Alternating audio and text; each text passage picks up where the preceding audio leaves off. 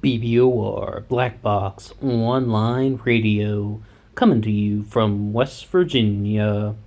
The first thing I can say is we tried some new graphics on this channel for a little while. Just tried a new way to kind of, make a little bit of visuals.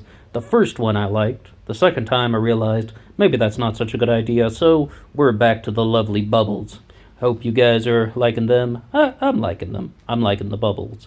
And the next thing to say is we were having a discussion on the Zodiac Killer that we were hopefully going to be continuing tomorrow. So if I get a chance, I'm going to try and put out the next part of our discussion on the Great Zodiac Killer hoax of 1986, where we're discussing the book by Thomas Henry Horan.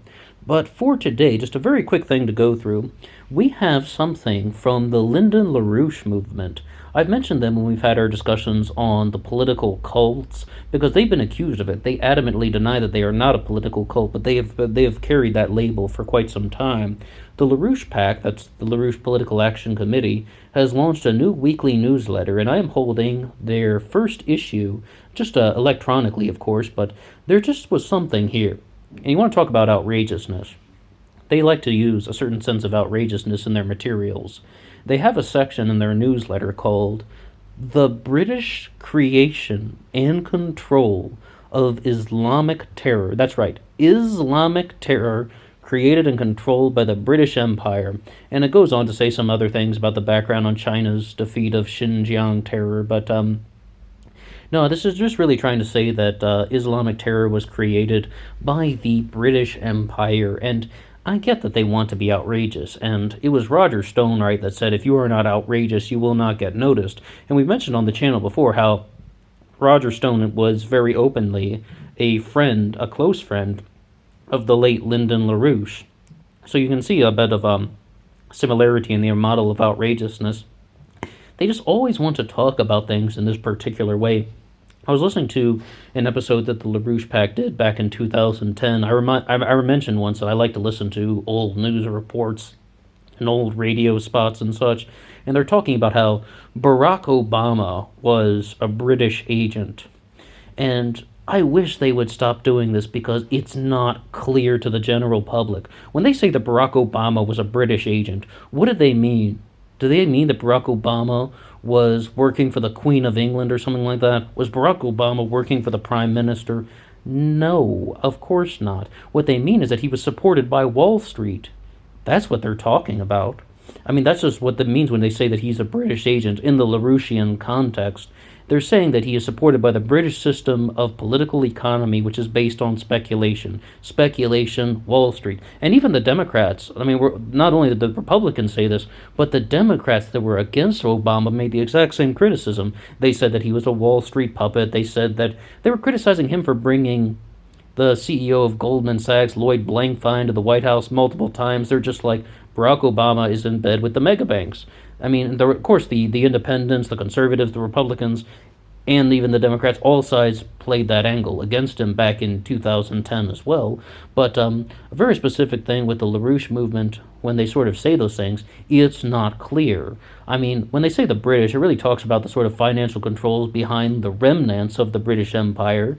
And for the longest time, I would have just thought that the British Empire fell after World War II and definitely after Indian independence, and that the British Empire was just a ceremonial name.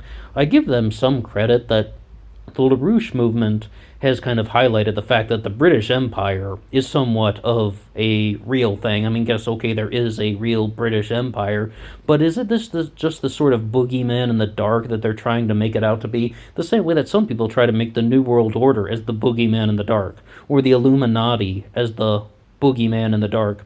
And this is why I wanted to talk about this thing, because first and foremost, I should say that this section of the newsletter talks about an excerpt from a January 2nd, 2020 fireside chat from the LaRouche PAC featuring Michael Billington. If I recall, Michael Billington was someone who went to jail for 10 years in the famous LaRouche mail fraud case that happened in the 90s. Lyndon Larouche went to jail for 5 years, but I believe Michael Billington was actually in jail for twice that long. I'm not sure all the specifics on that. That's just something that I've heard.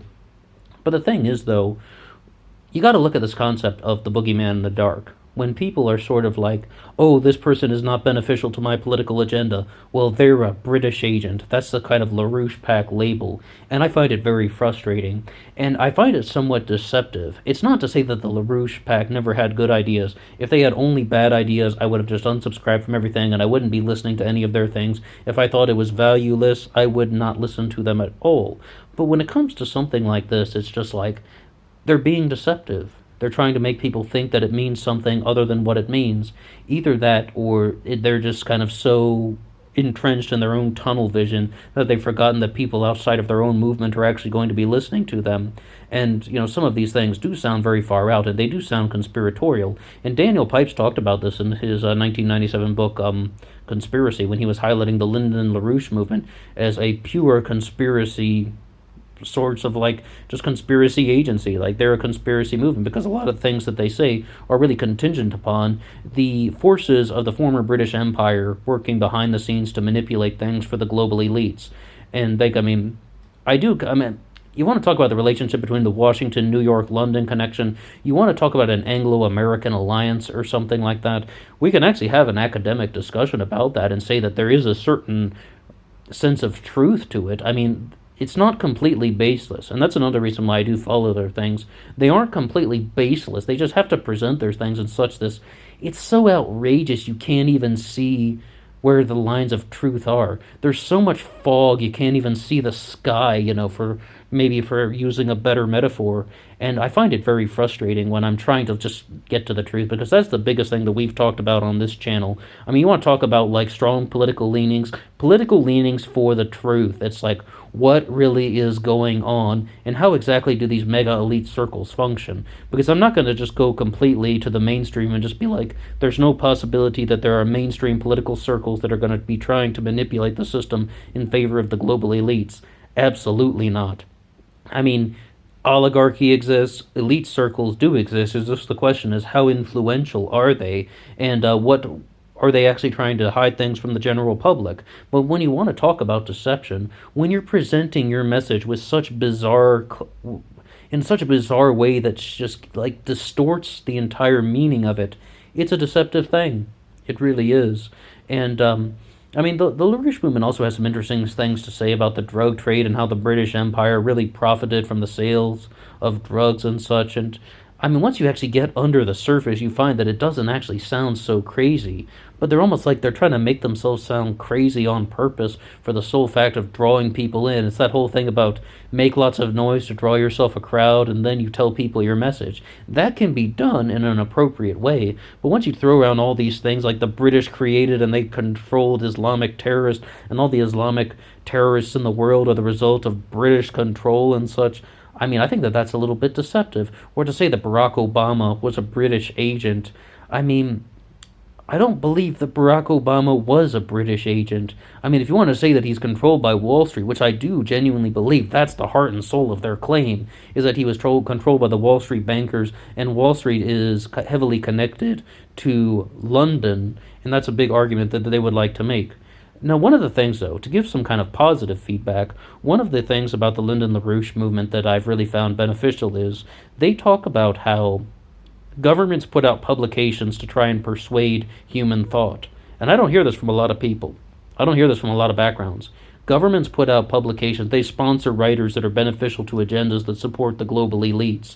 And the CIA talks very openly about this. They backed writers in Africa that had political leanings that were beneficial to them. And also numerous people have worked who have been sort of tied into things like the CIA, whether it was modern art or whether it's the television show Eight is Enough, which was based on the book that was written by Tom Braden and such. Yes, people do try to persuade things. There's even this theory out there that Red Dawn, the movie, that's Patrick Swayze, right, that one is a propaganda piece that was influenced by the CIA. And in the British, in the genuine British world, like in the UK, Judge Dredd is preparation for the police state and such. They're conditioning people to accept the police state. There's so many things like that. It's like, those are theories out there, and I don't have 100% certainty of them. But what we can say is that They talk more about things like Voltaire was supported by the global elites because his agenda was beneficial to the elites and not the people, whereas Gottfried Wilhelm Leibniz was very much beneficial to the people, and that's why Leibniz was despised by the elite circles of Europe, particularly Venice. That's a subject that I would love to explore more on this channel. Anyway, I just wanted to talk a little bit about the British Empire and the possibility that the British created Islamic terrorism, and also, well, I don't think they did, or that Barack Obama was a British agent. I don't think he was. I think it's using flowery language to intentionally distort the meanings so people will be kind of pulled in to this based on its outrageous nature. It's all alone.